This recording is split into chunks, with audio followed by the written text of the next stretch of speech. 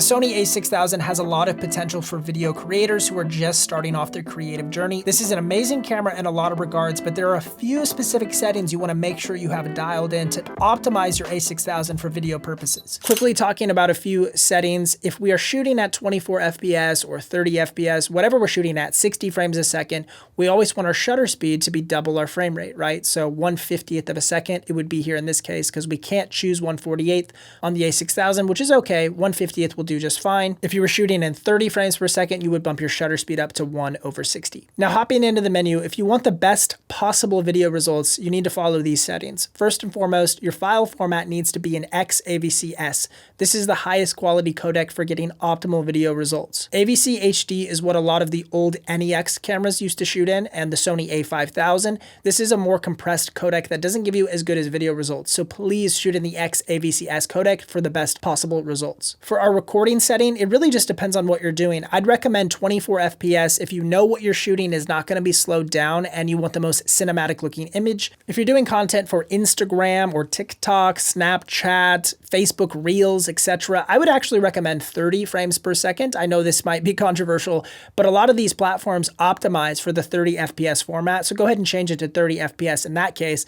And then if you're doing slow-mo work or need the ability to slow your footage down later, like for a wedding, if you don't know what clips will be in slow-mo, you can always change it to 60 FPS and then slow footage down as you need. For your focus area, I usually recommend using flexible spot large or wide. One of these two settings will work the best. If you cycle this flexible spot, you can change from a smaller point to a larger point. The large really isn't even that large, so I'd keep it on this large setting and then just select where you want your focus to be and then lock on there. Keep your autofocus drive speed set to fast and your AF track duration set to high. ISO, keep it as low as you can for video purposes. White balance, we want to make sure we're setting our white balance properly. So in this studio, I have 5600 Kelvin lights, so I'm going to set it to 5600 Kelvin. This will be the best way to get good color out of your camera. A lot of the auto white balancing that this camera does is not actually very good. You can see right now, it looks kind of like bluish green.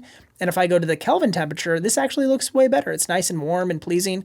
We want to always set our white balance to whatever color temperature we're working with. So outside would be something like 5600 Kelvin, or if you're inside with like tungsten lighting, that would be like 3200 Kelvin. And you can always look up a Kelvin chart to be able to determine your best Kelvin temperature. But this is my secret sauce right here, okay? The creative style. It comes set to, I believe, standard, right? So see how contrasty this looks now? Like the Freewell tripod leg is like so dark.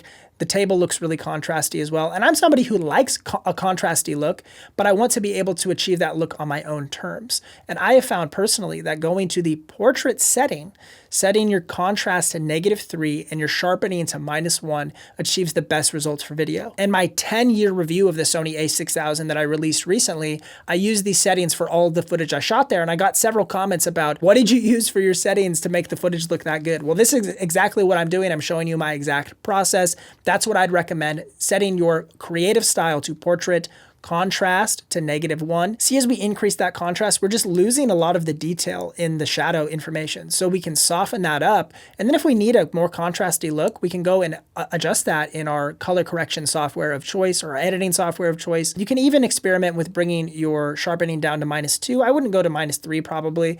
And then saturation, you can even -1 if you want to do some saturation in post-production as well. But this is what I tend to do, -3 for contrast, -1 for sharpening. And those are the main settings you'll want to change. You'll also want to make sure your movie mode is set to manual exposure. Sometimes it comes set to program auto, so you're going to have to manually change this to set your settings for video. You also want to make sure your movie button is set to always, so that just in case you're in photo mode, but you decide you're ready to take a video clip, if you click this button on the side, that's the video record button, it will always fire whether or not you are in movie mode. For HDMI resolution, you want to make sure you're set to 1080p and not 1080i. You don't want the interlaced format. You want the progressive format 1080p.